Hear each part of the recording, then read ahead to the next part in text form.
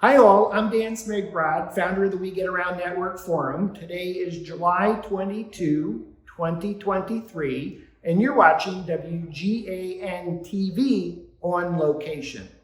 And our subject matter expert today, Hopscotch Interactive CEO, Chief Media Officer, Emily Olman. Emily, thanks for being on the show today. Thanks, Dan. I'm so excited to be here. We are at 1890 West Paces Ferry Road in Atlanta, Georgia. This is a very, very luxury property that we are scanning and shooting today. And Dan, thank you for having me to show you sort of the way I approach the property and some of the thoughts that go into creating media for a property that is under construction. So this is an $8 million listing in Atlanta, 2 acres, surrounded by woods, though in the middle of Atlanta. Just one question, because I know we'll get into this while we're doing Matterport Pro3 scanning of this house. Yes. 3 levels, ginormous outside, just to tease it. It's got 3 kitchens. 13,000 square feet, 7 bedrooms, plus a cabana, and 9 bathrooms. Why would a developer want to scan the house in the middle of construction rather than waiting until it's totally done and pristine and beautifully staged? Well, Dan, they're gonna have to watch the video to get all the answers to those questions. So stick around, we're gonna have a bunch of answers to that and many other questions throughout the video. And thank you so much for watching. Don't forget to like and subscribe if you enjoy this video, and thanks so much. Stay tuned. Hi, Dan. Hi, Emily. Hi. Welcome to your $8 million listing to shoot today. Hi all, I'm Dan Smigbrod, founder of the We Get Around Network Forum. Today is Saturday, July 22, 2023, and you're watching WGAN-TV on location. We have an awesome show for you today. We're going to walk through an $8 million house in Atlanta, Georgia, with Hopscotch Interactive CEO and Chief Media Officer, Emily Olman. Hey, Emily, good to see you. What are you doing? Tell us a little bit more about where we are and what you're going to do today. Thanks, Dan. Actually, it's amazing. I'm standing here on West Paces Ferry Road in Atlanta, Georgia with you. And so we are live and on site.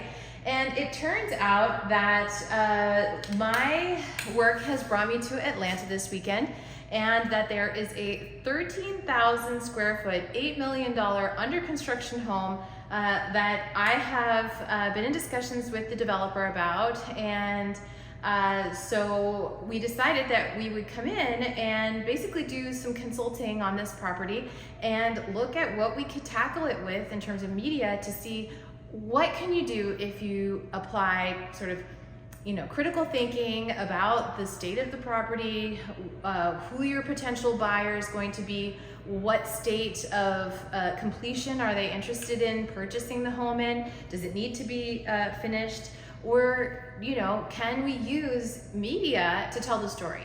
And so that's why I'm here, and I'm going to be using a few different kinds of documentation in the property.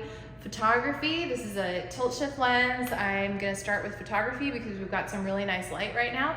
And then I'm going to switch to Matterport, and we're going to use the Matterport Pro 3 to create a virtual tour from which we can do many, many things.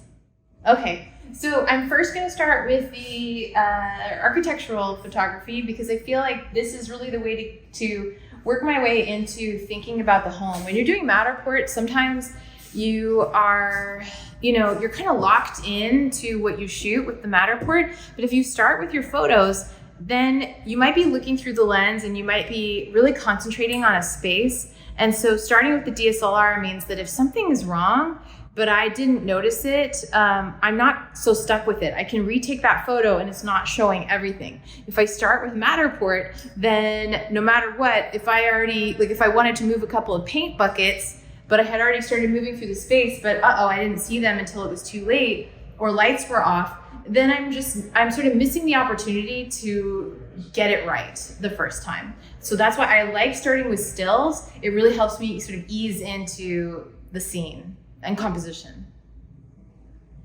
Yeah, so let's go. Let's take a look.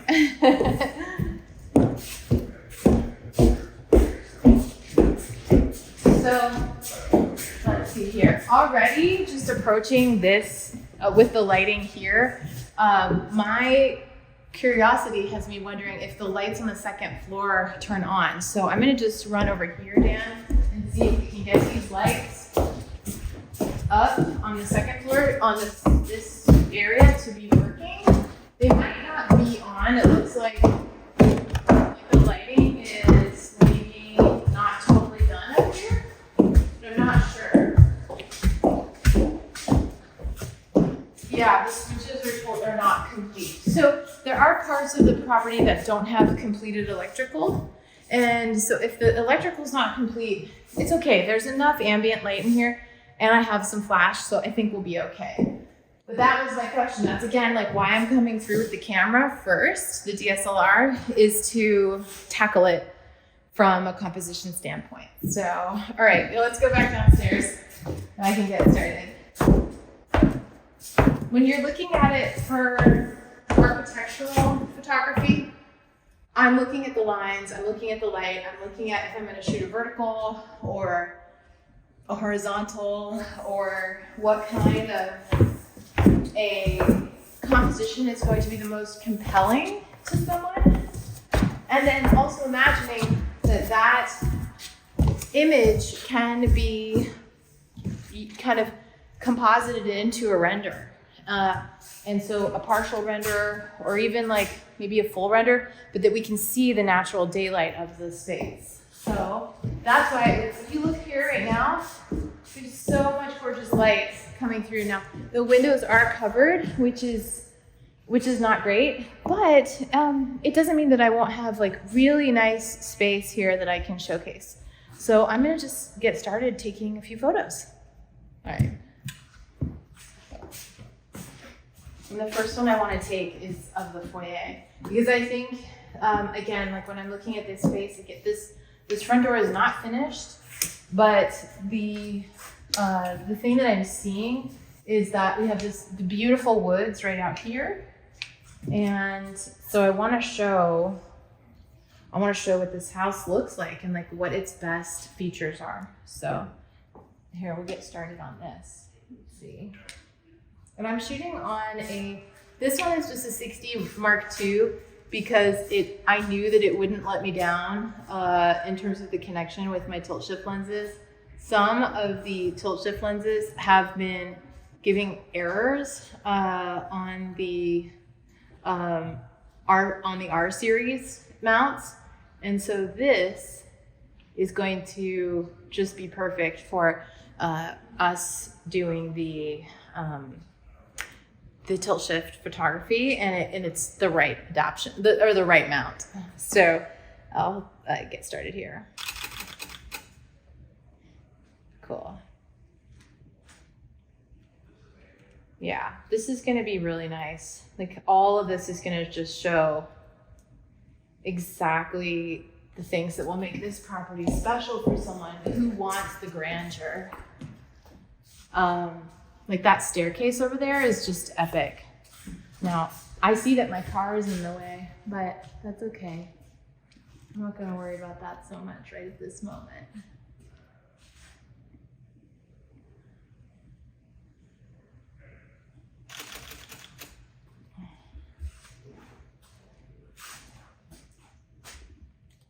And then this is deserving of a vertical.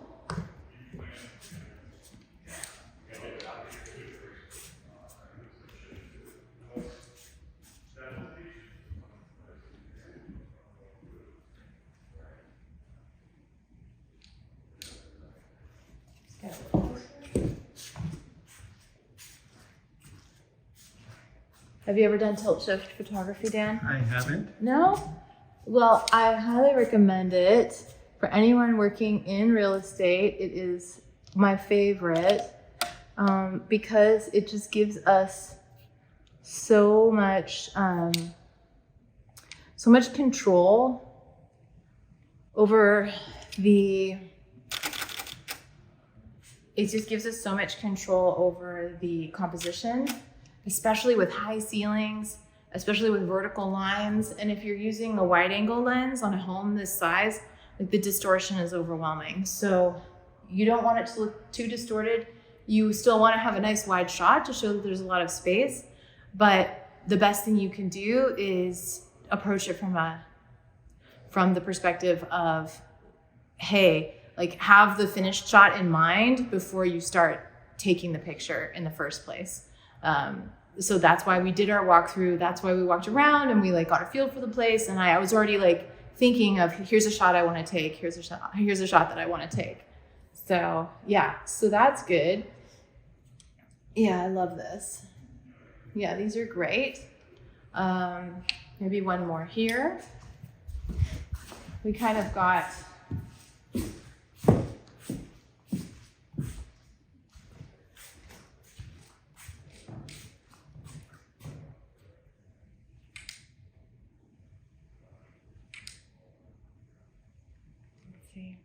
let me even closer. This is probably the better way to do it.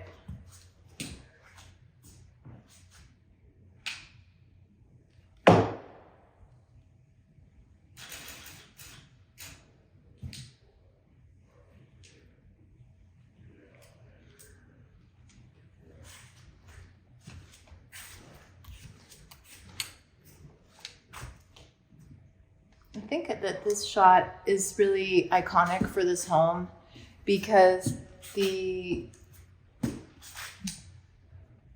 thing that's happening here is that we've got the trees, we've got the light, and who doesn't love a spiral staircase? It just says grandeur and elegance and wealth. And anybody who wants to buy this home is looking for making that kind of an impression for somebody, like you've made it. Okay, so I'm gonna back it up. Let's see, this is our foyer shot, our entrance shot. So this is again a very critical shot here, and the only thing I want to do is make sure that I'm totally in focus. And again, I'm shooting natural light here, but this is a space where probably we could use a little flash, or I could come back. So I might come back and do that next. I'll do this again, but let's come out here and do this shot.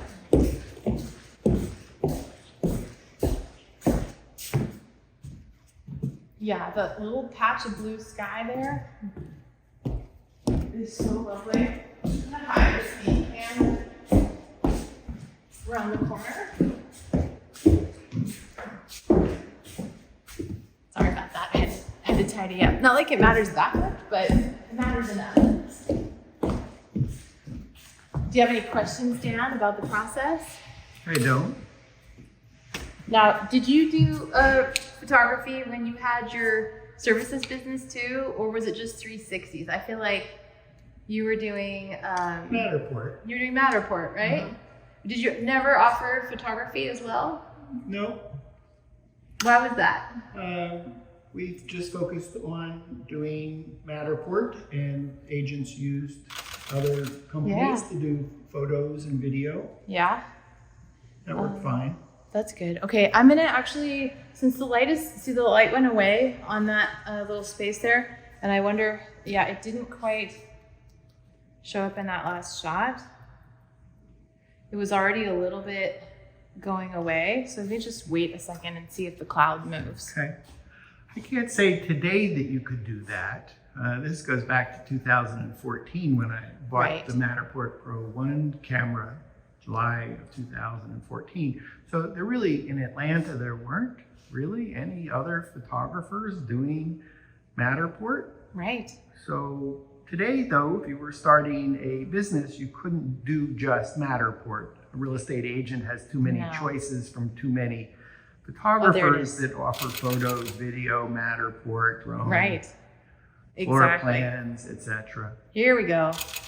Did you see that? So that was a moment where, what did it take? Just a minute for us to kind of revisit this space with all of the light And so that was a very good choice for us to try and get this right and not to rush it.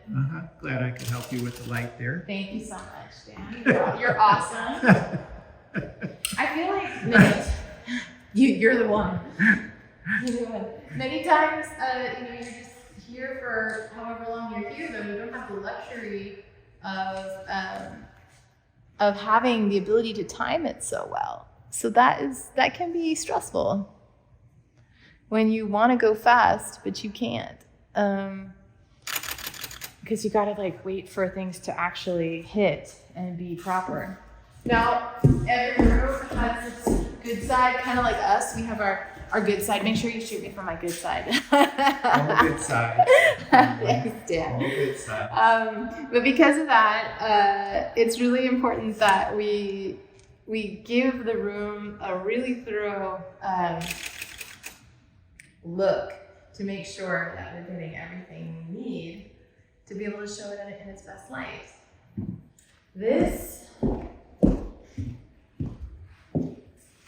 is actually like, again, we were talking about the staircase being iconic for this property. This is also iconic for this property. This space here.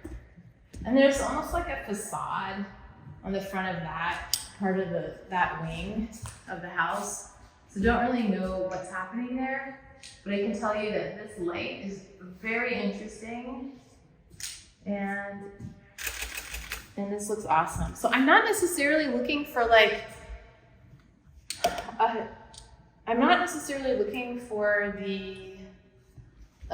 shots to be like, here's the bedroom, here's the living room. I'm really just looking for what are the most beautiful things that if I were the, wait, I'm gonna go this way. Well, what's hard to appreciate is we are in a living room with almost 2 levels of windows opening up to a swimming pool still to be built. That's right. And we are really in the city of Atlanta, and yet this house is an escape from the city, in that from the backyard all you see is green or the water or the Cummington waterfalls. Yeah, it's nuts. So the whole back of the house opens up to the backyard, to the pool, to the waterfalls, and we can't really appreciate it with the protective plastic on the windows. We can't, but we can look for shots like, I don't know if you can see this, Dan, but the reason a shot like this matters is because, can you? Yeah, I don't think we can see it. Can't see it as well? Here. Yeah. Well, we'll see it when we process it.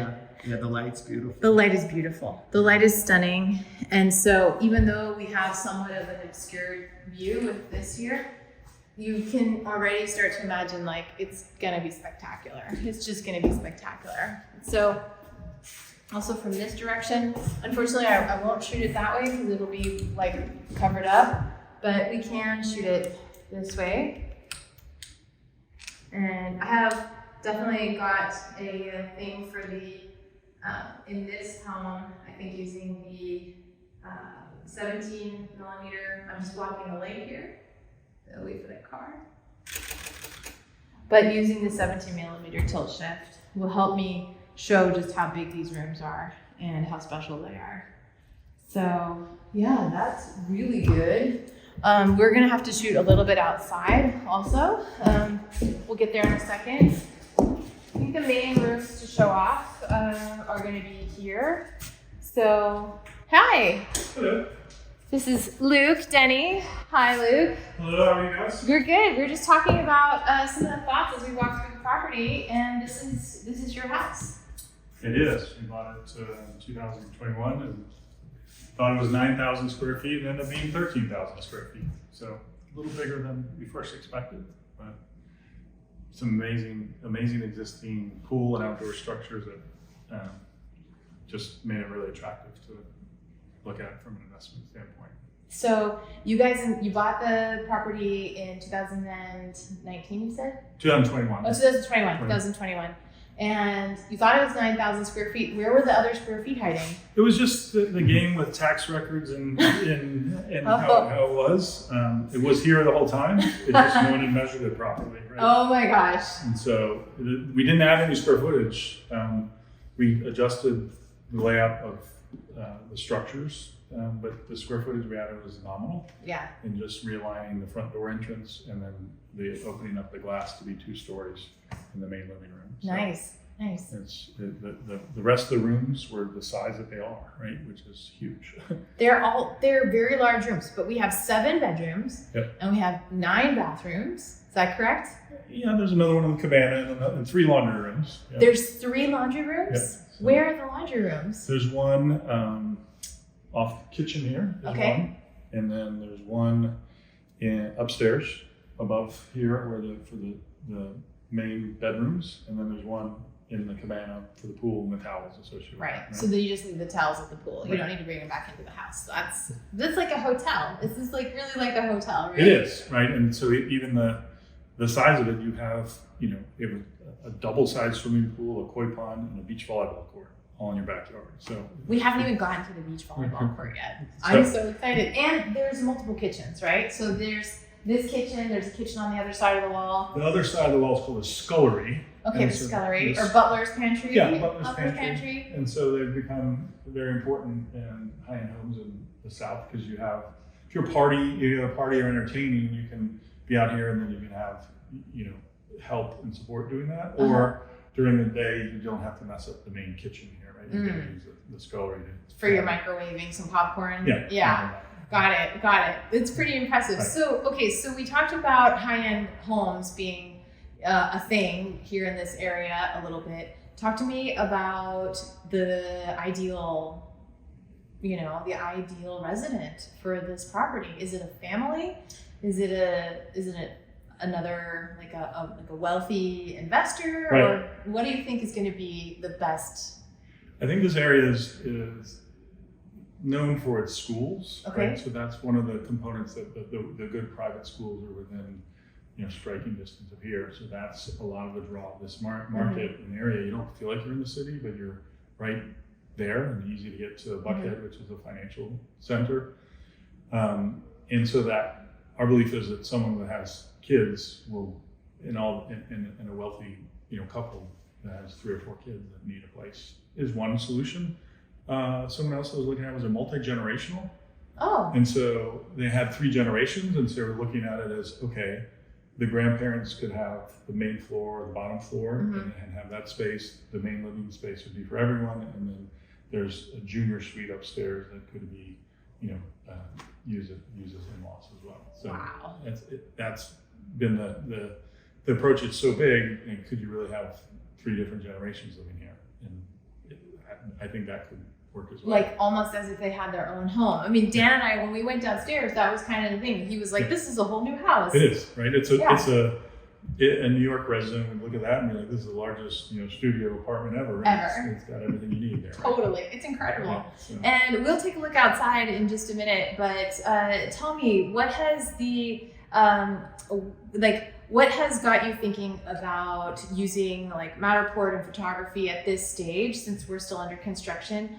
I know that you are forward-thinking, technology-friendly, very forward-thinking entrepreneur. So tell me what you thought when you knew that I was going to be here and I could bring the gear. Like, what do you think that we'll be able to do that you haven't been able to do so far? It's really showing that vision of what the end product is while it's in progress, right? And so not everyone can read a set of drawings, and not everyone can understand the 3-dimensional space of that. And so finding a way to use technology to kind of piece that vision together is, as someone who does this for a living, we're looking at this as how we get better at that and showing people what it's going to be.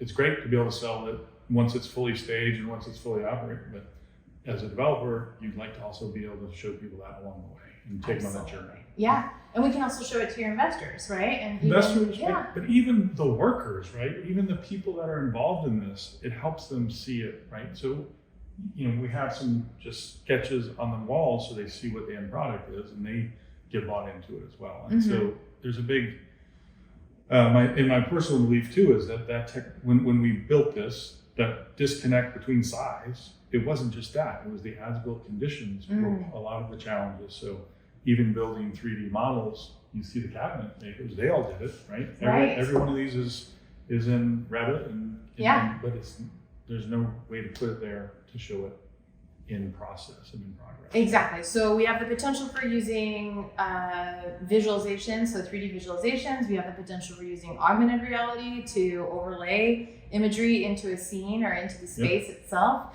We're going to have the data, the spatial data for this location, and we're also going to have all the visual data for this location, which we can use to create new renders or new media. And we're also documenting a moment in time of like, here's today's date and here's what it looks like today. And at our next check-in, what's it going to look like?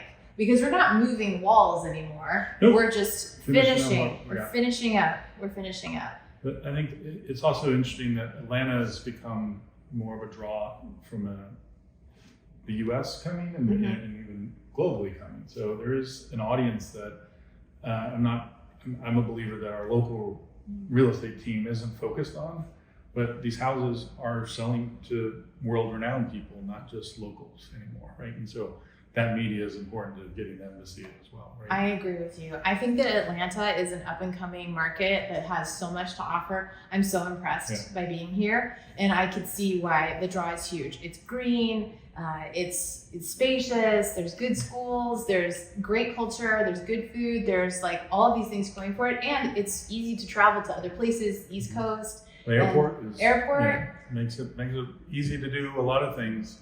And so that buyer, that prospective person, as well as, my business partner, Mark, is a home builder and does these custom homes of this size, right? And so just being able to show people and help them through that process of here's the process that it takes. With it being our own, we can do that a little more freely than if it was some individual that is a custom home that wanted to show them. Luke, can you talk about the backyard and the floor to ceiling windows? Yeah, so one of the landscaping was one of the elements that was here. It was I call it a double-sized lagoon pool. It is a lagoon. With a swim-up bar and with a jacuzzi and also with a koi pond. And so those elements, the structure was there, and just repurposing them and getting them to be not like Back to the Future, but more like 2023. If you see the pictures from before, this house was very well designed for a period of time, which was in the past. And so the backyard, to me, is the belief was that was a selling point. Like the bones are here. It's a matter of how do we get it to be able to fit into the setting. And there's, I think, one of the strange things in the neighborhood is this little caveat that you can actually bow hunt in your backyard in the city of Atlanta if you really wanted to, and there's deer walking around. And so you can bow hunt deer in your backyard here legally? Legally in a little section up here. That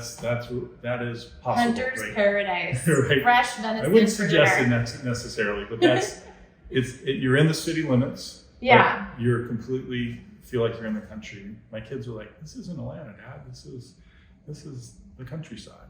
So. It is. It really is. And that makes it very much an estate that is unparalleled in other places in the country because you have all of the things that you've just mentioned, but then you also have this country feeling, but like very close to the city center. So I can't wait to do the media for you. I'm excited to be here. And I mean, the thing that I want to do is to help Luke sell this house. Right. We want to help Luke, the developers, the broker, the team, make their investment, basically shorten that sales cycle for them. And so that's what we're doing right now is we're going to try and help them with the media, and I'm excited to get started. Would part of your hope be that you might be able to get more offers sooner for the most money, even before you've put another $500,000 into the house and maybe sell it? Yeah, I mean, in the real world, there's carrying costs of the project. So finding the right buyer, and if they wanted to modify or do some changes too, they could do that, right? And so that's the win-win of trying to get it done and find a buyer that they can put their personal taste on it. I'm convinced that our buyers are going to want to do a few other things too, right?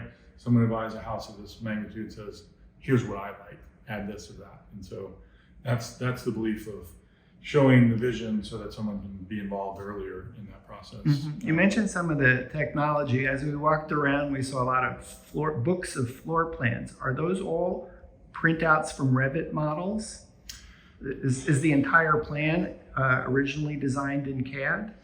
It's in CAD. We had some learning curves of our architecture team didn't put them into Revit, and they used some different backgrounding, which was really a struggle in getting some of the, we used box browning to do some, I guess, virtual imagery.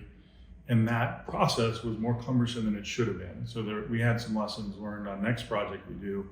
Let's start with the baseline where we are going to do that, right? And so that you could simply output construction drawings as well as to have the 3D models to help a company like Hopscotch Interactive. And this is in the commercial world, is my background is that's readily done, right? And so the sophistication when you get to residential is a little different, right? And so it's bringing those technologies that you see in commercial to residential. There's a gap, right? There's two different spectrums of how you use this information. In Atlanta, I've yet to see a property that has a true virtual, marketing plan, right? Even if it's a existing home that's fully furnished, there's very little excitement about technology. So there's real opportunity, I think, to use this across the board. Yeah, absolutely. It's an opportunity to bring the new technology here, and it's also an opportunity for you, I think, to differentiate this property vis-a-vis others. And so, yeah, Dan, I mean, hopefully it will help them save money. It will help them with visualizations. And I am imagining that, this as a case study for future developments that you might do, would then also, you could learn from that so that the next time that they do another project, they're going to learn even more from this one that they can apply in the next one. Well, Luke, you mentioned that it would be great to have a potential buyer even before the house is finished so that they would have an opportunity to customize it perhaps for their needs. I could imagine that if you have it in a CAD format or much of the house in the CAD format, that would just make it that much easier for a buyer to do the modifications faster, easier. And so even behind you, this wall here is purposely built so if someone wanted to open these two rooms up, it's built in a manner that it can be removed, right? And these two rooms could be adjacent. We chose to build it in a manner that separated so you could have a wall for artwork and for TVs in this area. But some folks want it differently. Upstairs in the top of the landing, there was a debate of how someone would use that space in the when you come upstairs and then to the right. Yeah, there's a landing, there's a large area, and there's a plan that we have to enclose that if you wanted a second full office, right? If it was two CEOs that bought this house and they need both two places to work that are enclosed, or if you were using that as a sitting area for the junior suite. So there's some flexibility that we have to make decisions on, but the next whoever does buy it might say, this is who I am, can we adjust it for this? Awesome. So awesome. So, and remind us of the address so people know exactly where they are if they want to look up the property on MLS. It would be 1890 West Paces Ferry. 1890 West Paces Ferry. So 1890 West Paces Ferry is already something that they can view online, but if they go to, I would say within the next couple of weeks, we'll be getting more media up that will be showcasing everything we've done today. So I'm really excited about that. And let's take a look at some of these other parts of the house. Nice, let's show you. Yeah, can't wait to see it. So we finished up our photo shoots and now we're moving on to Matterport. I'm really glad that we did that because we saw some things that we wanted to change so that by the time we were doing Matterport, we were able to come at it and tackle it exactly the way we wanted to. One of the wishes for this property is to have us be able to scan indoors and outdoors. So I'm gonna actually start by opening up one of the doors here, which is gonna be the main one we use to get outside. So I'm just gonna prop this door open, even though we have air conditioning. How do you feel about that, Luke? Maybe we should prop it open later. I just realized in Atlanta we can't do that. Normally I would just leave the door open, but maybe, okay, Dan, note to self, when we get to this room, then we open the door. Okay, jeez. All right, do over. So normally I like to start on the ground floor, but since I know that this is the most like advantageous light for us to start it, I'm just gonna start the scan here in this foyer because I think it'll be easier for you to see me and for the shots to go well. So I'm just doing a little quick level by eye. I'm not using a level on this. I find that this camera, maybe you have to add a level here beneath this mount, or have it attached to your tripod to have there be an easier way to level it. But I find that this seems to lose its level for me a little bit more than the Pro 2, just because of the way that the camera, like, it is and the way that it's shaped. So now I'm just gonna go and hide. We're gonna do our Matterport thing we do, which is run away from the camera. So many people have asked me, like, over the years what I like to use. This is a Sub 5 Amazon purchase, Sub 5, and I use it for carrying around my iPad. This is an iPad Pro 2020 with LiDAR. It was like the first one that came out with LiDAR, so I bought that, and it's been doing great. And since Matterport changed its file management, that has been amazing because I've been able to offload a ton of stuff from this and have it be freeing up space on my iPad. So I was really glad that they did that. That was one of my huge pain points for a long time. So we're just looking to make sure that our Wi-Fi is connected to the Matterport. Here we go. We're good. Connectivity, not so much of an issue in a property like this because, you know, we're inside. Maybe once we start going outside, we'll have some more connectivity issues, but I think for now it'll be fine. And what can I tell you? I'm using the Pro 3. And the reason I'm using the Pro 3 again is just, it's gonna look the best and it's gonna be able to let me scan the high ceilings, go more quickly, and be able to go indoors and outdoors. I'm doing the highest end luxury property in Atlanta. I'm not gonna use the, you know, mid-tier or a low-tier Matterport for that. So that's my take on it. And that first scan's already done.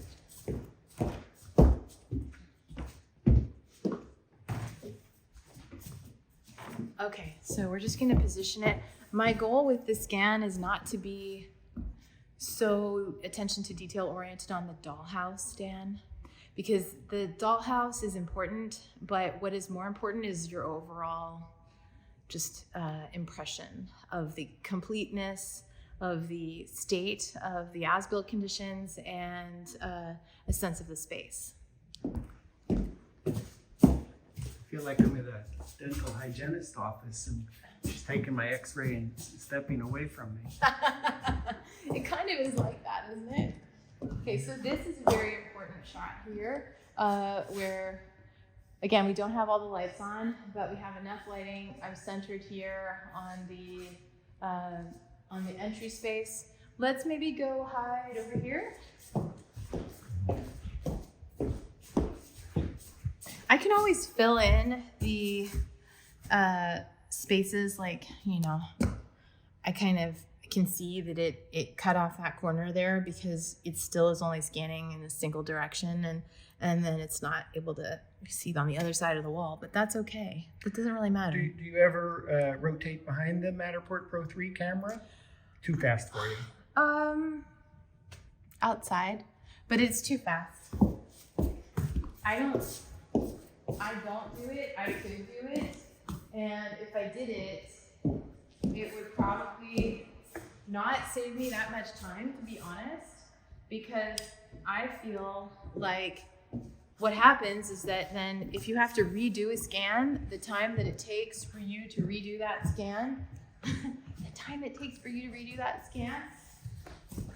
is not worth it, right? Because then you have to delete it, you have to start it over, and that's where you get the lag. And I feel like it also starts to mess up the integrity of the mini map. And so when the mini map has like overlapping imagery, I find it's just less clean to work on. These are bigger jumps than I would normally do. You can see that the footprint of the camera is more of like a rounded square than something like a circle. And also the dots are they're square instead of circle. So that's how I think you differentiate your Pro3 scan that way. So let's just go here. I take that back. We're gonna take it right here. The reason we're gonna take it here is because this is really a key shot. I could jump to right in front of the fireplace and be in the center of the room, but from a navigation standpoint and your impression of the space, you naturally go from here to the other side of the wall. It's just where you're gonna stop. So that's why I'm going to do that. So you have an iPad case that lets you hold it with your hand or hold it with the strap. And is there a preference of when you use it to carry it around your shoulder versus using the strap? Yeah, maybe. Or are you able to move the camera fine just holding it with one hand and picking the tripod and the camera up with the other hand? Well, you bring up an excellent point, Dan. And the excellent point is that if we were in a commercial office space where I had to open doors and I was like using both hands, then I would really prefer the strap. But if I can move around this space by just, using a camera like this, moving it like this, then I don't need the strap right now. So it's fine, just like the way that it is.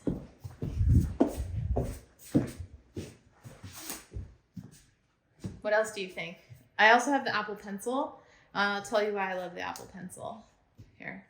So the Apple Pencil improves things like when you're going to be in between scans, marking your windows. So I want to add that window.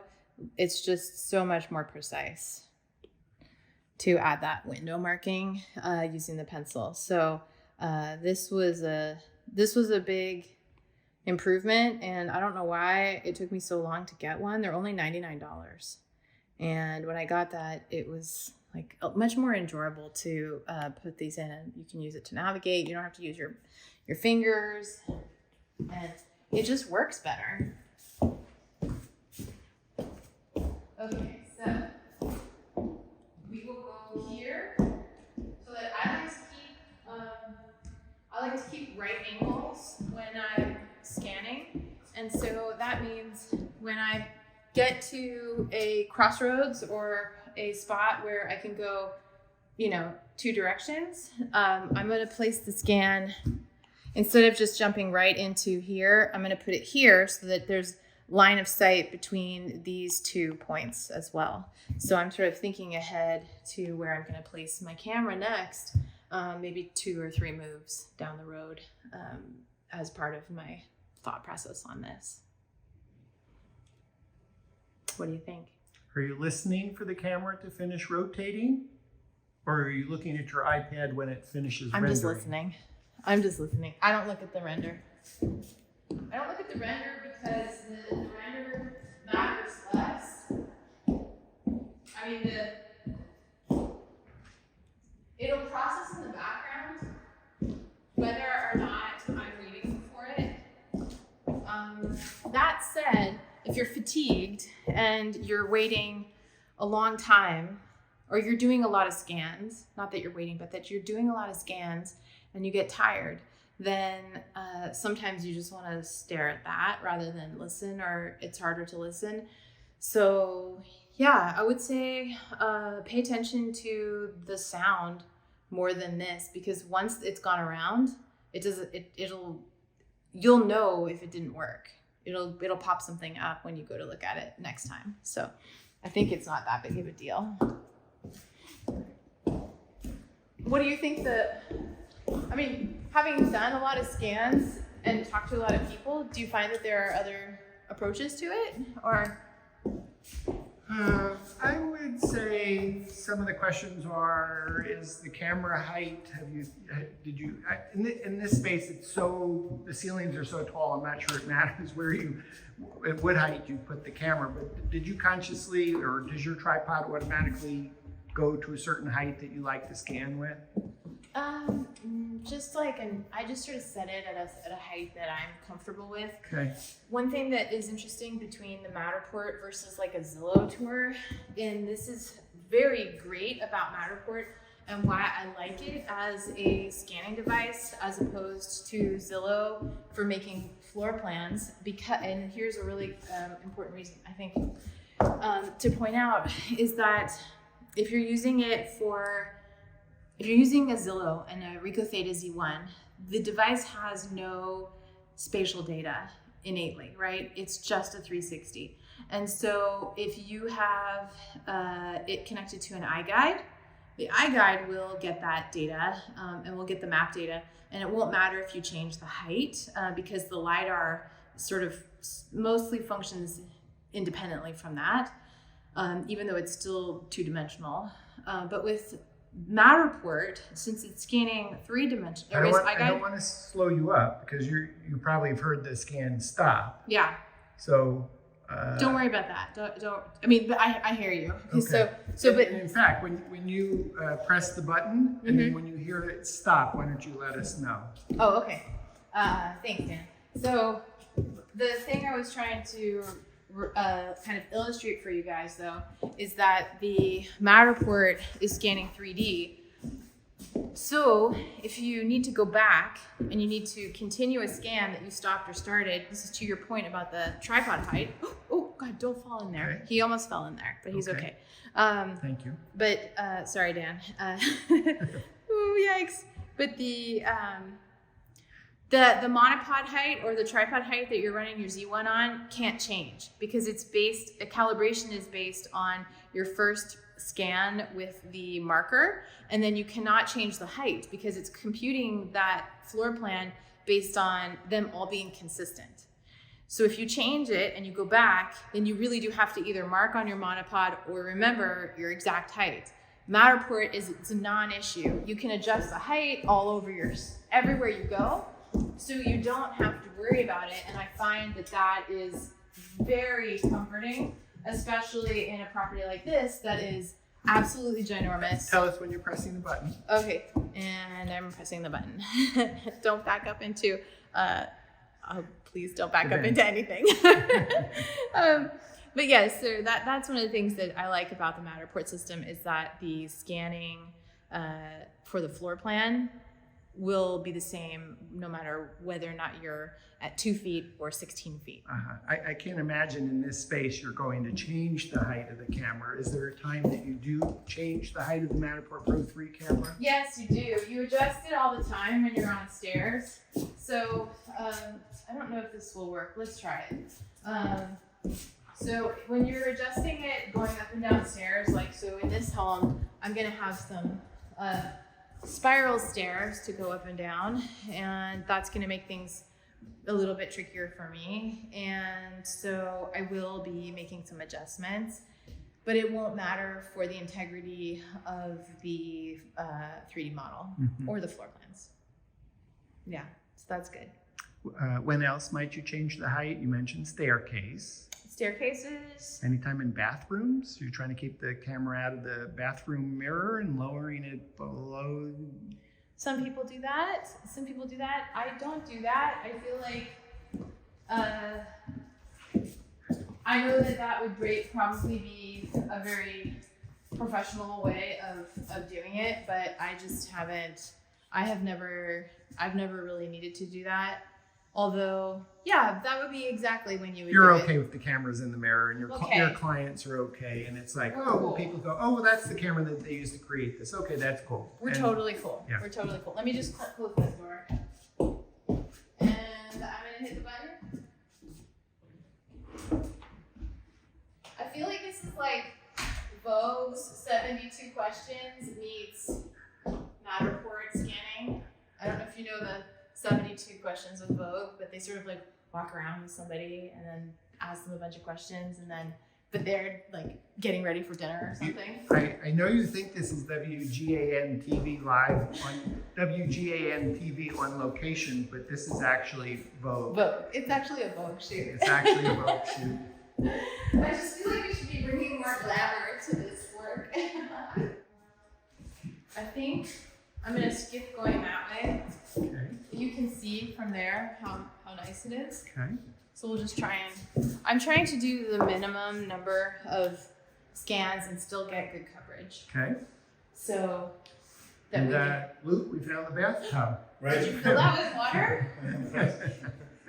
Did you just do that? No, it was full. It was full of water? Yeah. Why is it full of water? You gotta test that it doesn't leak, right? So I don't know why we did it without anyone being here, but you know. Whoa. I'm glad that no toddlers just discovered this Right. house. Biggest thing behind. All right, so one more here. This is our primary extraordinary bedroom, right? The bathroom. Are you in the shot? Okay, fire in the hole. Yeah, this is the master. So we're 15 scans in, and everything's going great. Like we've already probably covered at least, 1,500, 2,000 square feet. That's awesome. So my estimates using the Pro 3 in a commercial space are that I can scan about 5,000 square feet in an hour. So this home's 13 to 15,000 plus the exterior spaces. I would estimate that it would take me 3 to 4 hours to scan this house because everything's spacious. Well, the interior is 13,000 square feet. Yeah, Yes. So that's a lot of feet to cover. that's a lot of feet to Is cover. it easier to scan without the furniture, or is A this... million times easier. How did you know? Yeah, it's a million times easier. It's a million times easier because if you're scanning with furniture in here, it's more. It's more. It's like a sofa sometimes equals a door. You know what I mean? Yes. Yeah.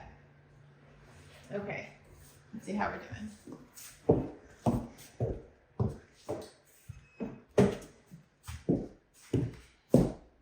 Is this a This is a primary closet. This is a walk-in closet. closet? This I is was like a wondering sock whether drawer. this. I was wondering if this was a second or third kitchen in the house. There are 3 kitchens, I think. But yeah. I was wondering if that was a kitchen and that was the I'm area not for the sure. range. Okay, I'm gonna shoot that. That was a closet. It was a Okay. closet.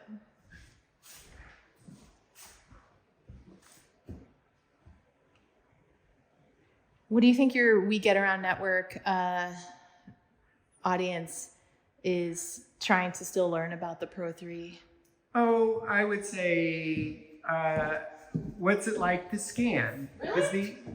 Because the only time that someone actually gets to experience real-time scanning is perhaps by watching WGAN-TV, Okay. where we follow a Matterport service provider who's doing scanning, and we typically will Yeah. show that in real time so Yeah. that someone who's trying to make a purchase decision has some sense of, well, what's it like to scan? Exactly. Because when you look at a marketing video that's 30 seconds or a minute or Mhm. 90 seconds, and you simply can't tell, like, well, what's it like in real time? And Yeah. what kind of problems did you encounter? And how far are you moving the camera? And what is the tripod height? And what does your iPad setup look like? Do you have just the iPad? Do you have a case around the iPad? Are you using an iPad pencil? Or are you using an iPad that has a heavy-duty case that also has a shoulder strap that gives you an option to hold it by hand? Maybe can you put the iPad tablet down? Yeah. You have to be able to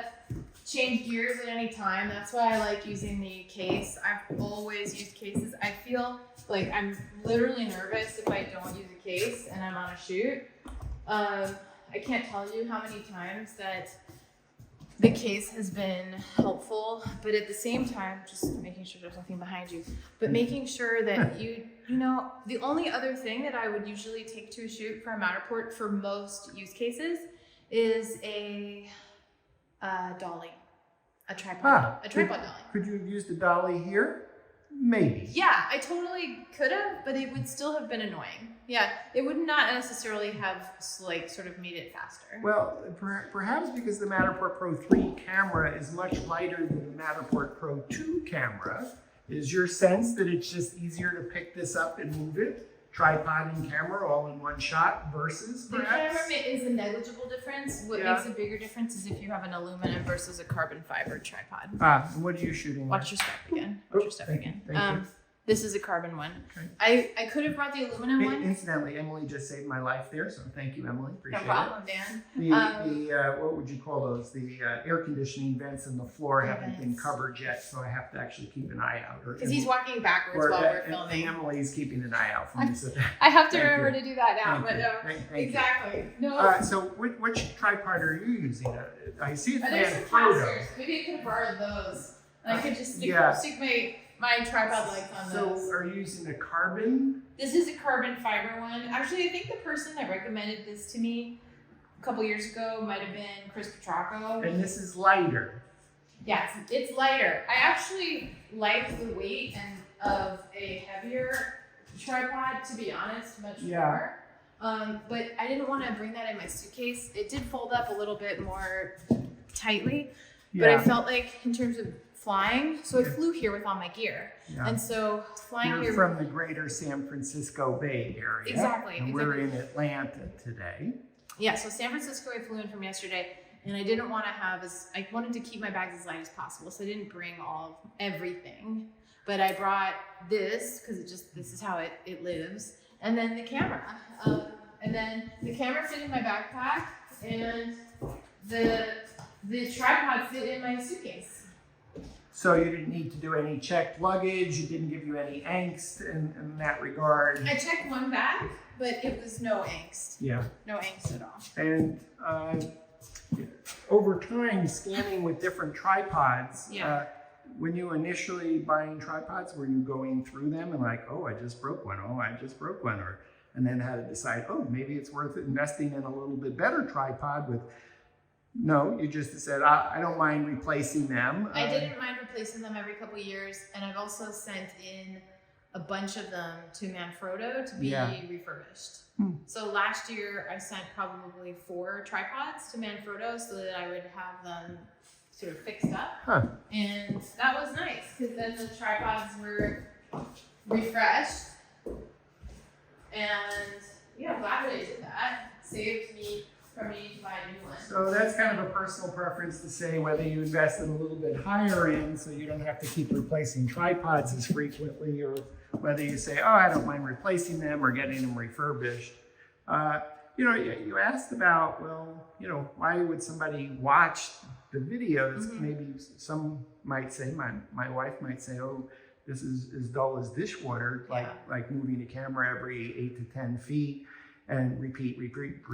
But if you're thinking about buying if you're a real estate photographer and you're thinking about adding Matterport, probably what you want to know is about the workflow and what is it like doing the scanning. This room has a lot of dust also. Yeah. So we're going to do a little lens blow after this because I just think that this room in particular I'm trying to not kick anything up, but it's dusty. And so I'm noticing there are some little particles on the lenses, and there's a fan in the camera, so you have to assume that if you're using it in a construction environment, the fan might suck in dust particles. There's going to be wear and tear on your device. Just keep that in mind. And yeah, it is a little bit boring to watch somebody do Matterport, I admit, but I think that it's a good opportunity to learn and to share best practices with people. I mean, just simply watching where are you picking up the tripods from? That do I pick it up from one of the tripod legs? Do I pick it up from the inside?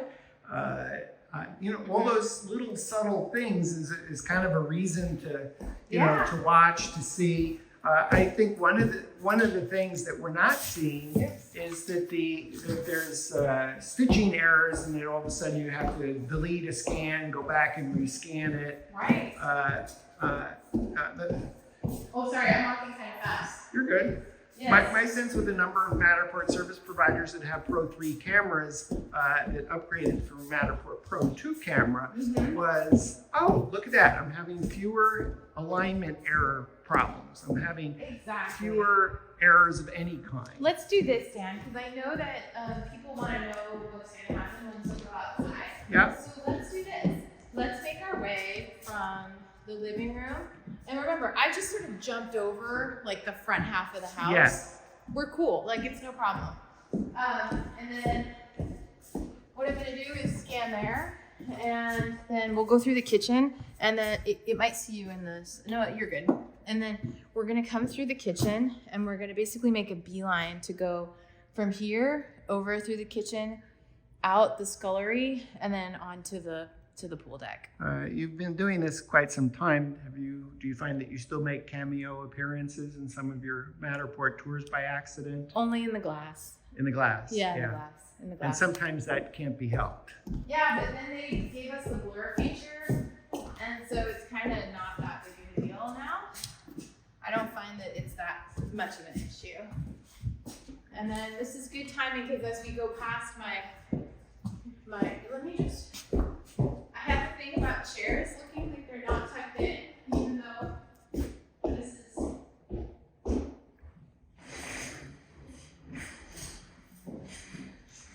There. Okay. All right. Okay. And so we've made it this front part of the house. This is what we skipped, all that. And then I'm going to go through the kitchen, out the door, and into the backyard. Thanks. I was hoping to make a cameo appearance in your $8 million Matterport digital twin of this $8 million listing. Yeah. Well, Thank you that you have confidence that I'm pretty good about staying outside of your scans. I think you're good. Yeah. I think you're fine, Dan. Yeah. May fall into one of the air conditioning traps in the floor, but, yes, but I'll stay out of your scan. There are traps, so you should be careful. Let's see if we can jump this far. That's definitely a push, but I would like to get outside as fast as we can. I've seen some of my colleagues go 40 feet. So that's not 40 feet, but should be fine. Like, why I'm confident that it's gonna work is because even though my scan is here, and I want to put it basically like over here. I'm having trouble seeing it because of the light. Maybe we can turn around this way. Sorry. So this is the scan. I did one here in the room, one there. Still hard to see here. Let's go over here. Okay, it's done. So it should work, aligning your scan. So I felt like I have enough data here that it'll recognize that that's the spot, and it worked. Yeah, great. Thank you. But you can see that it's not a good distance of space between the scans because I have all this black date, like lack of data underneath the scan. So I will need to continue to fill in a little more. Okay, awesome. So Emily's been gracious enough to let me follow along as she scans this 13,000 plus square foot home, 3 floors, 3 levels, 2 different staircases to go upstairs, downstairs, a basement. And cabana. We might make it to the cabana. cabana. So, but unfortunately, before I knew Emily was coming to Atlanta, Ann and I had some social plans for tonight. So we're jumping around a little bit so that we can see some of Emily scanning on the main level of the house, scanning outdoors, doing some staircases. Emily's been kind enough to accommodate my schedule so that I can get some It's all video. good, Dan. It's all good. But that's why we're jumping around a little bit as opposed to say, well, why isn't Emily just staying in a straight line? I know, right? And then just continuing to build a little mini map of this entire floor. Exactly. And then I think Emily actually has some time challenges and may not get the whole house done. I probably won't get the whole house done, but I'll get close to the whole house done. And it's really a matter of dark spaces won't be as relevant, and you don't need to see every nook and cranny. Some of the people who are like obsessed with the dollhouse will say like you could have just taken extra time to do that, but I feel like like I said in the beginning, the idea behind this is having an impression of the space. Like that's really what you need, is you need an impression of the space. You don't need full documentation of every room. This house is obviously still under construction. What's the advantage of doing a Matterport digital twin? Did I lose you? Yeah, hold on. Now's the time where I have to open that door. Yeah, okay. Good. We'll talk In about that fact, in a it's second. probably helpful to know if you don't open the door, you might create a challenge for yourself Yes. where you can't walk outside. Yeah, exactly. So It's a little bit hard to explain, but you have data and mesh, and that can cause a problem. If you, oops. I was in that scan. Now I Yeah, have to start over. okay. But yes, see how long it takes to cancel the scan? So that's really annoying. So you want to avoid that as much as possible. Yeah, so that's me contributing to No, that, no, to that I was me process. because Yeah. I was standing in the doorway. So, so how important is it to do a Matterport virtual tour of a house that's actually under construction rather than waiting until the house is totally done? If you want to try and sell the house earlier, then you should do it while it's under construction. But I think a lot of people have a hard time visualizing properties and spaces when they're under construction. So I'm just going to put one here. We'll go 1, 2, and out the door. So that's interesting. So when you're talking about an $8 million home, Mhm. and I want to say the developer has estimated that it might take another $500,000 to finish this house completely. That And they've already put in a few million, I think. So yeah. if they can get offers now for the most money before the whole house is completed, then everybody may be happy. Exactly. And as the developer talked about, the carrying costs on a house like this not being sold can be significant. So it may be super helpful to be able to do a Matterport digital twin now Right. and sell the house now, Mm-hmm. and then even be able to have the house finished custom to the buyer. Mm-hmm. Maybe they had a different thing in mind in terms of paint color, wall coverings, window treatments, etc. And so this may not be that unusual because the house is actually worth so much money that you might not do this with a $350,000 listing Sure. that's being built, but for an $8 million listing. Right, why not? So this is the moment where, even though the hell, and I think I am going to blow the lens, because as we go outside, it'll be more noticeable that if there's any kind of particle or dust on the lens. So hang tight. So what happens if you have dust? I have a lens cloth in my pocket, if that's helpful. Are you I good? think I'm just going to use Okay. a blower, a rocket Okay. blower. So I use these. Yeah. So what happens if you don't get dust off the lens and it's bright sunlight outside? There's just more chance of solar flare, and like, I don't know if you can see, but there was like, and there's a little bit of lens fog. We're going out to a warmer, more humid outdoors. Might you have to let the camera sit for 15 minutes as we went from very cold to very hot humid? You might, but I don't think we will. Let's Okay. see. Let's check our scan. But Okay. I don't see it fogging up on the inside. Yeah.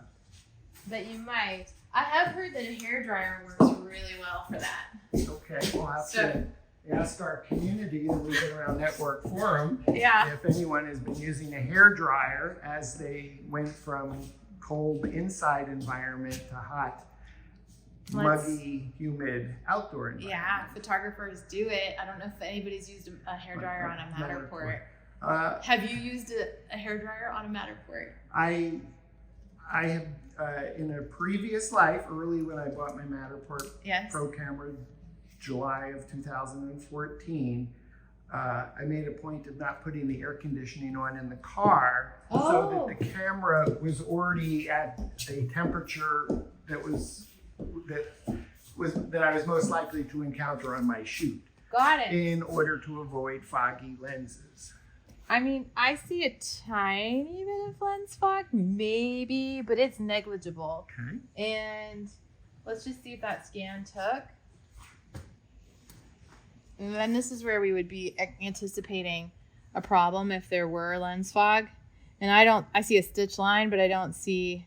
Which is only on your preview. It's only on my preview. So Emily, you've been doing this a long time, which means there was a time when this preview was not available.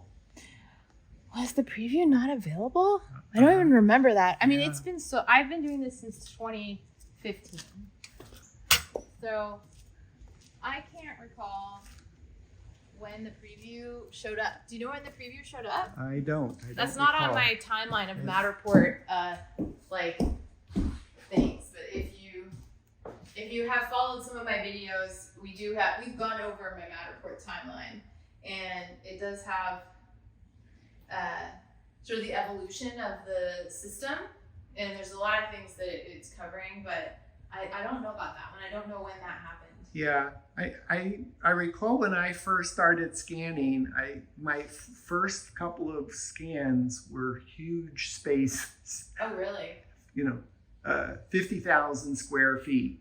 It was with the Pro one. With the Pro 1, and I literally called Matterport on a Saturday, and that was the early days, and they took my call. Oh my and they gosh. said, we really never thought about someone shooting a space that big. Seriously? So we'll have to get back to you, Mr. Snowgrass. we'll have to help you in post-production. So scan it as 2 scans, overlap your scans, and we will help stitch them together to create one Matterport tour. That was the early days, but literally what they told me on the Saturday was, really, you're doing a space that's that big? We were just thinking people were going to use this to scan houses. They didn't know.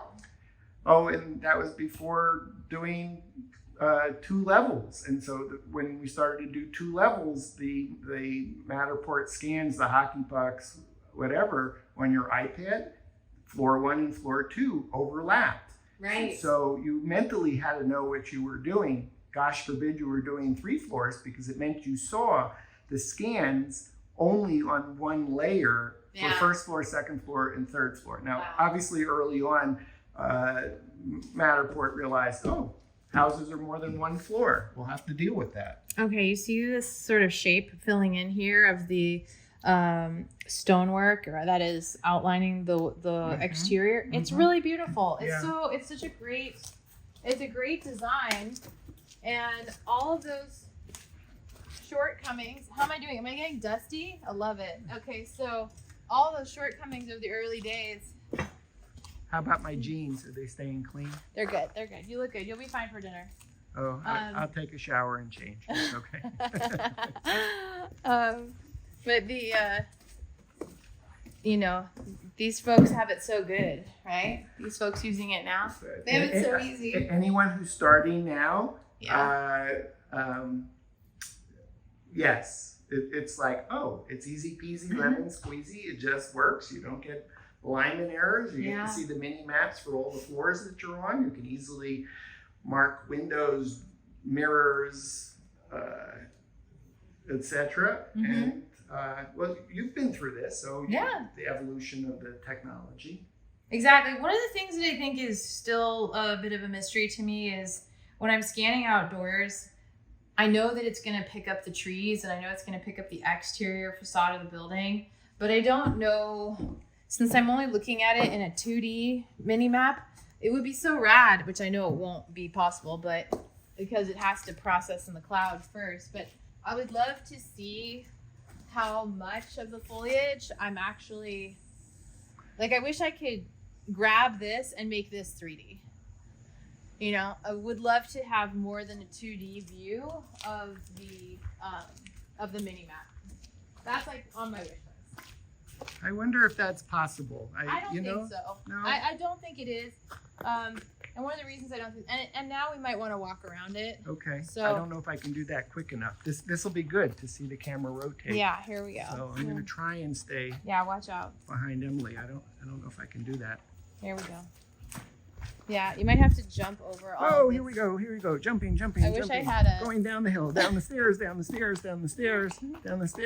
You're good. You're Oi, good. oi, Oi, oi, oi, oi, oi, oi. You're good, Dad. Well, of course, the Matterport Pro 1 camera, the Matterport Pro 2 camera We're slower. They was gave slower. you a little more. I'm out of breath.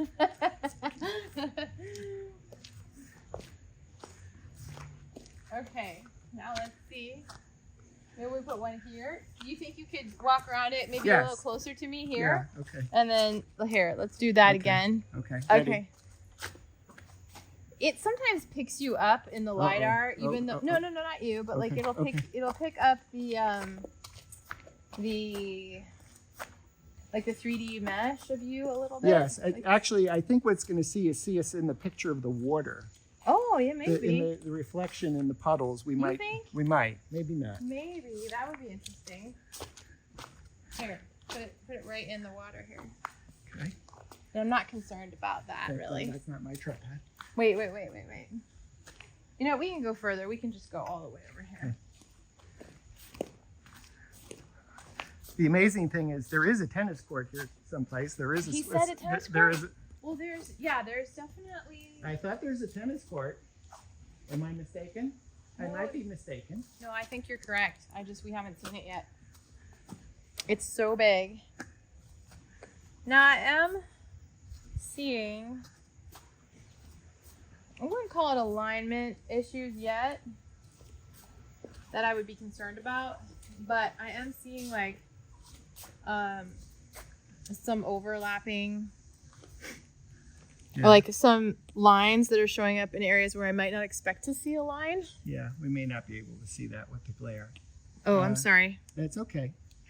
Yes. Okay. So we're seeing overlapping scans where the wall is showing up in a different place. Or that might be the upper wall Yeah. and the lower wall. Again, this is why, for me, having a 3D Yeah. view. But my sense, would be Emily, beneficial. is when you process the scan, everything aligns. It's nice. It does give you maybe a little bit of a heart attack the first time you see that. And you go, Right, oh, let's there go looks put like one there's here. it looks like there's a shadow, and the wall is being captured just slightly ajar Totally. in two different scans. But generally, after you've done your first scan, you go, oh, it just works. That's okay. Yeah, and our shadows might show up in this, but again, there's so much else going on in the scene that Yeah. the last thing I think anybody's that worried about is a photographer's shadow. Yeah. But sometimes I do a big loop, like a huge loop Yeah. around the camera so that I don't get my shadow in there either. Okay. But this is the hour of long shadows.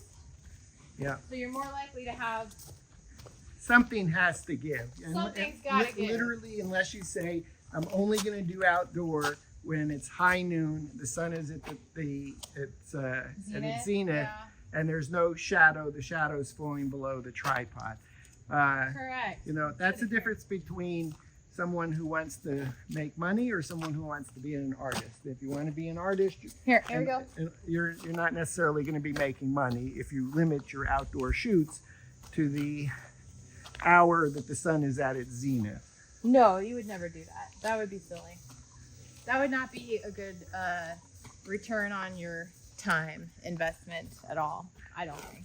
So how long have you had the Matterport Pro 3 camera, and what are your initial thoughts? When did it come out? August last year? Feels like August of 2022. Yeah, August 2022. So I've had it since then. Yeah. And I bought it right away. Didn't hesitate to buy it. And I'm glad that I have it. And I'll tell you that we may take a bigger loop here because of the water. Okay. So, and we may show up in a reflection or two, but I'm not that worried about Okay. it. But if we keep moving, I'm ready to sprint. yeah, if we keep moving, we will be, it's like we're going to ghost. We'll show up as a ghost in it. So it's not that big of a deal. Am I happy that I bought it? Yes. Do I do a ton of Pro 3 scans? No. I don't do a ton of Pro 3 scans because I don't like the hosting on it if it's on my account. So you're talking about Matterport Matterport. Classic plan, and Matterport doesn't Yeah, allow yeah, the use so- of the Matterport Pro 3 camera with the Matterport Classic pricing, which goes back to 2019, which is a non-issue for anyone that's new planning to buy a Matterport Pro 3. You don't have a choice of of having One or a the grandfathered in account. Correct. But a lot of our clients have their own Matterport accounts. And so I use the Matterport Pro 3 primarily for uploading to my clients' accounts that already have a plan. So it really depends on some of your clients, whether they have a classic plan as well. Then That's you're going to use a Pro 2 camera, which unfortunately means you're not taking advantage of the outdoor capability of the Pro 3. Right. You'd have to just do it like with the Cortex conversion. But it is what it is, and if your clients want you uploading to their Matterport Classic pricing plan, then you're going to use your Matterport Pro 2 camera. That's right. And it's not that big of a deal to have Matterport Pro 3 pricing plan and the Classic plan, or just you could have just the Pro 3 plan, I guess, if you switch to Pro 3s. But we're not.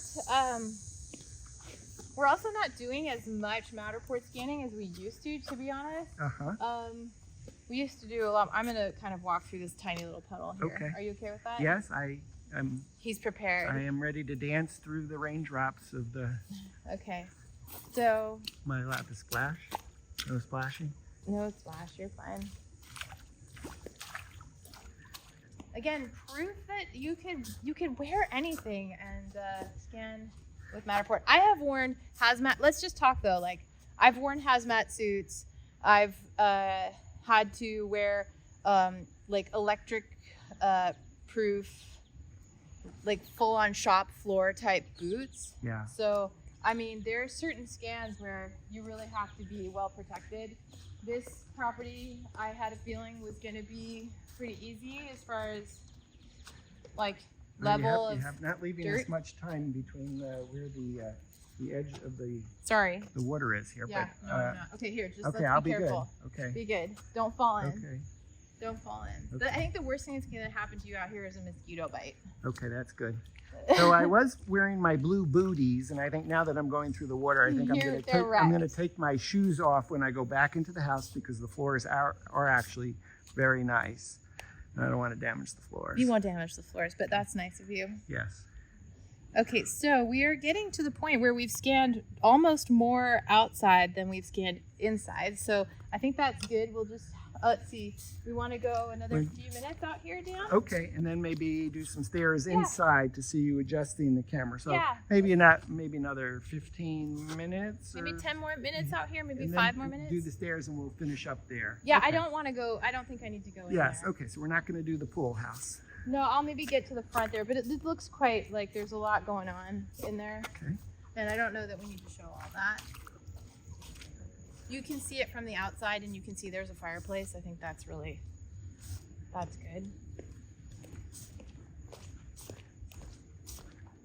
And here, I'll leave a little bit more space Thank so you. you don't have to go tumbling down the stairs. Yes. I mean, I feel like I'm seeing a lot of Atlanta in a short amount of time. And not a lot of people do this, but, you know, like roll into town and then start shooting a mansion. Yes. Did you get a chance to stop at Ponce City Market? I did. I went for a walk. Thanks to your recommendation, I went for a walk on the Beltline this morning, and I saw 2 girls, twins, with like little workout outfits on. And I asked them, I was like, did these, like, how do I get, I saw like a bridge that said Beltway. And so I was like, hey, is there a place to walk up here? And they were like, yeah, it looks really sketchy, but come on up. And then they showed me where to go. Let's see if I can make this jump. Yeah, the Atlanta Beltline is... Oh, Beltline, yeah. Is one of the sites to see in Atlanta. Think of it as a loop around Oh, that one didn't work. Atlanta. That was our first error. We have an error message? Yeah, scan alignment didn't work. So I couldn't, sorry, it actually already went off the screen. But okay. So we have to go back up? Okay, so that's pretty good, Emily, because you've only had one scan error in the whole time that we've been scanning. And I would say if you're doing a Matterport Pro 2 camera indoors, you would have had more alignment errors, and certainly you couldn't have done this. No. Let's also look at some of the reasons for why. With a Pro 2, for example, this would have happened as well.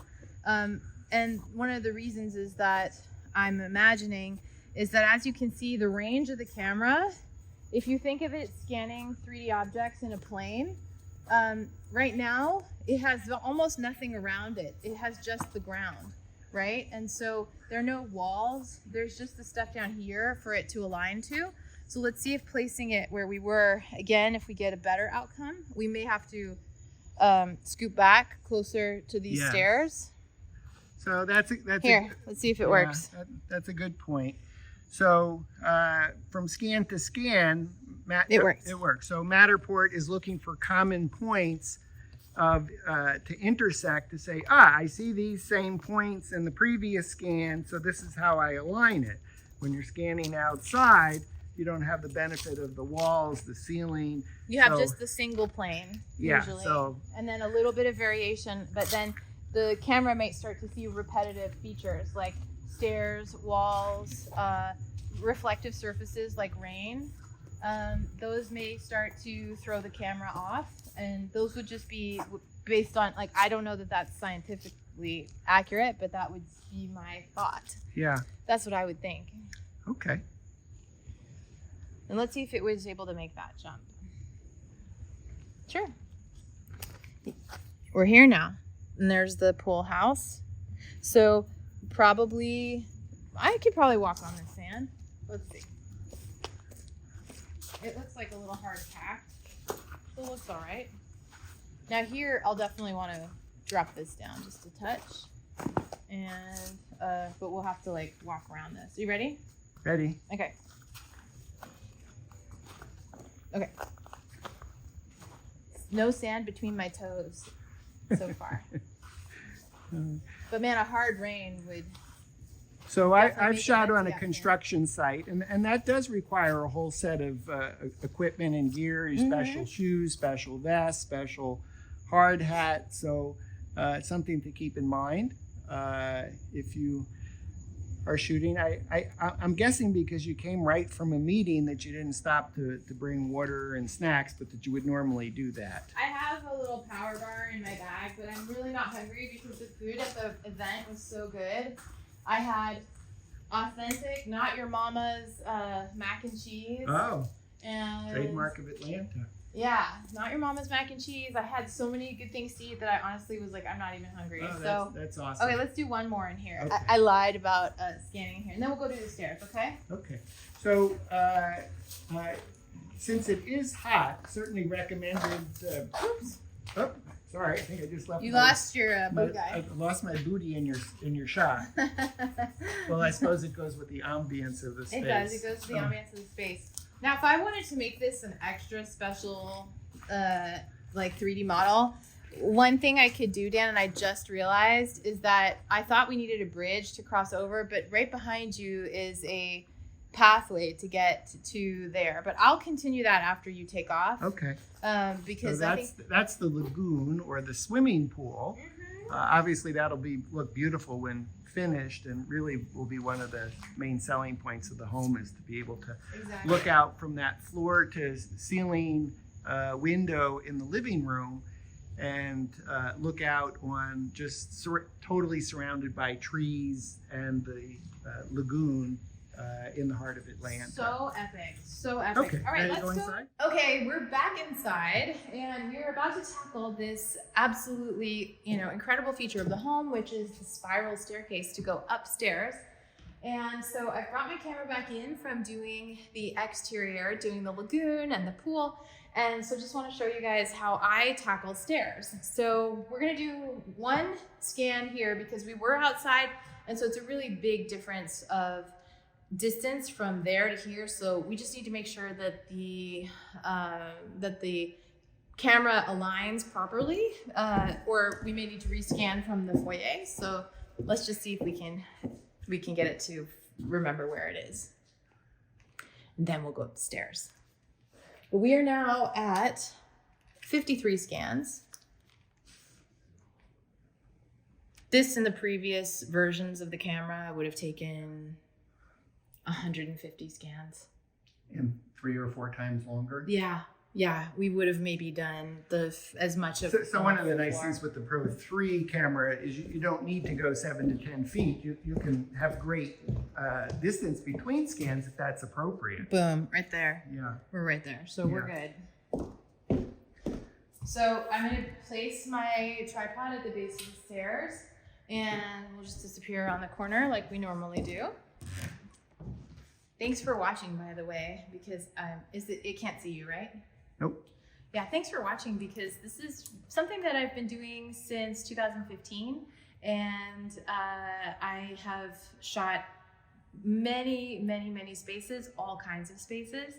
I've shot, homes like these, luxury properties. I've shot really not great properties that are small and unimpressive, and so it's nice to be able to have the experience to tackle any kind of space. And I do think that the Matterport cameras now, pretty much, like, I can't think of a property that you wouldn't be able to scan with. Yeah, tell us your strategy with the stairs. Okay, What are you gonna do and why? Well, I think that this is just the way that we were originally told to do it, but just for navigation, you want to go every 4 stairs. So if I have a scan at the stair landing, and then I want to go 4, so I count with this one here. So this is 1, 2, 3, 4, and remember to keep your back legs with 2 in the back for stability. And then you're just bringing your tripod down and then leveling it. And we talked about, we talked earlier about when you change camera heights. So this is exactly when you change camera heights. It's great if you can keep one of the legs the same, but if you're ever uncertain, like maybe you're doing a spiral staircase, like I just shot a spiral staircase in Mill Valley, California. It was very steep. And I wasn't sure if the camera was stable enough. So what I will do is, here Dan, I'll show you. So what I'll do is I'll actually just start the camera and stand here and just make sure this is like the one time I will waste time, but I'll waste time just to make sure no shake is happening or no instability issues are happening. Okay, it's worth noting you have, as you mentioned, of the 3 legs, 2 are downhill. Yeah. 1 is uphill. Yeah. You used 1 scan just to make sure that there wasn't any stability issues. Like half a scan. And because these staircases is wide enough, and this is a luxury, that you won't need to collapse the tripod, Tiny. lowering the tripod in order to have the distance between the feet not exceed the distance of the staircase. So this is kind of a nice luxury of a staircase. This is so easy. Plus, it also means that once you've set your height on that short leg, you can go right up the stairs totally without any issues. Exactly. Once you've set it, it's usually going to be consistent all the way upstairs. Yeah. And we do have a member in the We Get Around Network forum that did a lighthouse. So it's all doable, and that's kind of neat. If you go to the We Get Around Network forum, you can see a lighthouse in St. Simon's Island. Oh, awesome! But that was shot with the Matterport Pro 1 camera. Matterport Pro3 camera would have made that easy peasy. Oh my God, yeah. They shot it with the Pro 1. Yeah. It's kind of like you say, what kind of creative challenge can I do today with my Matterport camera? And the lighthouse certainly was. I think that it's not even you that determines the challenge. It's like your clients are going to come at you with crazy spaces. Well, that was more of a creative exercise to say, could I actually do a lighthouse? Just like people say, oh, can I do a cave with a Matterport? And so I think some of the early people that did caves, it wasn't necessarily a client, but they had a friend or colleague that had access to a cave and said, sure, come on, for mining, underground, for all of those reasons, it's awesome. And I think that this camera would perform even better. Low light, we talked about traveling light, so I didn't bring any lights with me. We're definitely losing some light here as the clouds rolled in. So there are lots of third-party software solutions where we can adjust the exposure to our Matterport model if we want to. So where would you put the lights on a Pro 3? Good question. I probably wouldn't, to be honest. You've only got really a couple choices. You'd have to mount it. I don't think so. Where do you put it? I don't know. Well, with the Matterport Pro 2 camera, Emily what I would do when I went outside and scanned, Yeah. I'm going to try and pass you if I could, Sure. is I took my iPhone and I used it to kind of dither in light just like you would in a dark room if there's any photographers that remember. What's that mean? Like not flashing a light as you're Dithering it, meaning taking your... Can I go ahead? Yes, I'm out of the shot. Is just shaking your iPhone so that it didn't burn in light in one particular spot, and there's just like waving it behind the camera. Yeah. And the camera's not seeing uneven light; it's just seeing there's light there. Wow. And I had success doing that. Wow. Space like this, if this wasn't lit, it might not be unreasonable to go to Home Depot, get contractor lights. Yeah. And say, okay, it's part of the texture of a construction site, and who cares that you got construction lights lighting up the space so that you can do an unfinished space that doesn't have lighting. Okay, maybe last one, and then we can do a 360 outside. What do you think? Okay. Since we haven't shown the 360 yet, we've only been showing the Pro 3. Okay. I think that would be nice to show people, and we can take a 360. Okay, so you went up every 4 steps, and when you get to the top, then you're gonna also do one at the very top of the landing. Correct. Yeah.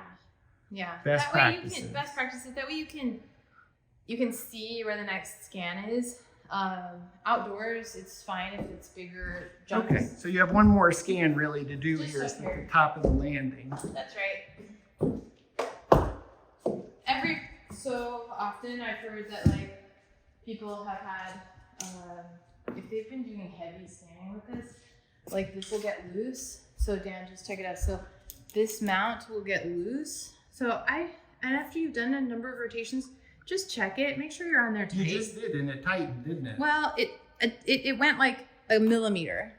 Little and then bit. this moved too. That was me moving this. Okay. But below this mount. Okay. So I would just be sure that you're in fact, if you go to We Get Around That Work forum and you look for the tags section, Yeah. there's a tag called Matterport Pro3 Problems. Oh. And so anything like that where the mount has gotten loose or someone felt like they had a defective connector or there was a problem with the batteries, they're all documented in the We Get Around That Work forum, and there's a tag for that. So just go into tags, search like Pro3 problem, and you'll find it. Okay. Great. So we're going to actually go back outside here. Yeah, so we're going to take the camera back outside, and then we can wrap up our tutorial / day on location, showing everybody how we do this. And you're being extra careful with your $6,000 camera as you walk down the stairs. And balancing a book on my head. Oh my gosh, Emily, we just finished hours of doing Matterport and DSLR photography, this $8 million 2-acre home in the middle of Atlanta. We found rooms we didn't even know existed. It's true. In fact, I got here a little bit before you. I went searching, and then I said, Emily, I know I saw a bathtub here, this ginormous bathtub. Oh, and that's probably only one that's been installed so far. That's right. Anyway, thank you so much for being a guest, my guest on WGAN-TV on location in Atlanta to bring us this how to use digital assets to help sell a $8 million listing that's still under construction. Exactly. You know, the property was purchased in 2021. They're trying to sell it in 2023. I hope that what we created today, and thank you, Dan, for coming along and, you know, basically like documenting my thinking out loud as I scanned this property and as I did the DSLR photography.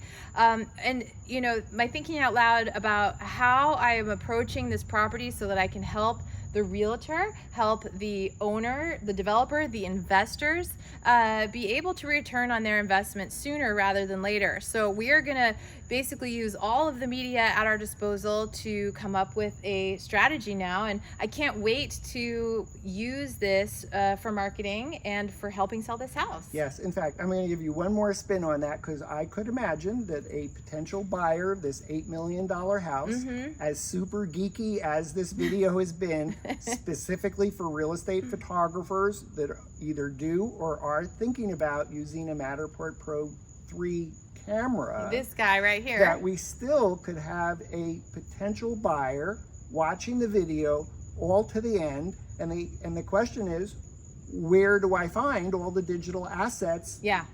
that you took today? Exactly. And as we learned when we were talking to the owner and developer, this house has actually been measured 4 different times at 4 different stages of the process. And now we have a new as-built. And so that is valuable information and data for the owner as well. So maybe as a closing gift to them, this scan will have yet another lifetime or another life as a design and planning document. So where do you go see the Matterport digital twin, the DSLR photos, anything else that you've created today? The address is? The address again for those watching is 1890 West Paces Ferry Road in Atlanta, Georgia. You can check out all of the content that we will be creating for this on the Hopscotch Interactive YouTube channel, on our website, hopscotchinteractive.com, and we'll also probably be doing a much longer in-depth blog post and a having additional information on Instagram as well. So we'll be teasing it out over time, and just like digital twins, we're kind of a digital twin. So in addition to this video airing on Hopscotch Interactive YouTube channel, yes, also airing on WGAN-TV on location. For Emily, I'm Dan Smigrod, founder of the We Get Around Network Forum, and you've been watching WGAN-TV on location. And thank you, Dan, for having me on WGAN. Again, it is such a pleasure to collaborate with you. Thank you for all the opportunities you give to me and to the community. I'm just so grateful that you've dedicated so much of your time and your passion for these technologies so that other people can learn, and I'm happy to share with all of you. So please don't hesitate to contact me, and thank you so much. Hopscotchinteractive.com and We Get Around Network Forum, all one word, .com. Thanks for tuning in. Thanks. Bye.